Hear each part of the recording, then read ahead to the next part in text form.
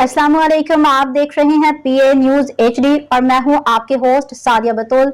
शामिल करते हैं आज की अहम खबरें। सनम चौधरी ने शोबिज में मशरूत वापसी का इशारा दे दिया। लाहौर साबका अदाकारा सनम चौधरी ने अपने मदाहों को खुशखबरी सुनाते हुए कहा है कि अगर हालात और किरदार मौजू हुए तो वो मुकम्मल हिजाब के साथ ड्रामा इंडस्ट्री में वापसी पे गौर कर सकती हैं।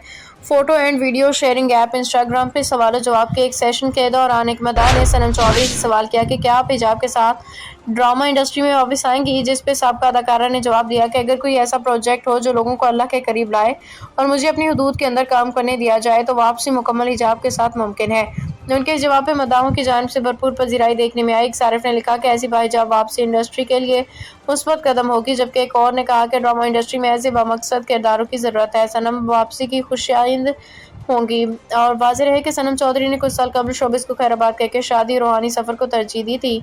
उन्होंने गुलकार सोमी चौहान से शादी की और 2 बच्चों की माँ है। साबका अदाकारा अपने सोशल मीडिया अकाउंट्स पे दीन और कुरान से मुताल्लिक़ तालीमात को शेयर करती हैं, जहाँ उनके चाहने वालों की तादाद 2.6 मिलियन है।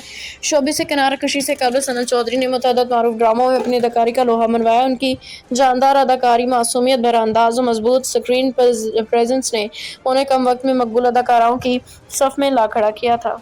न्यूज स्टूडियो से अब तक के लिए इतना ही। मजीद खबरों और अपडेट्स के लिए देखते रहिए पीए न्यूज एचडी।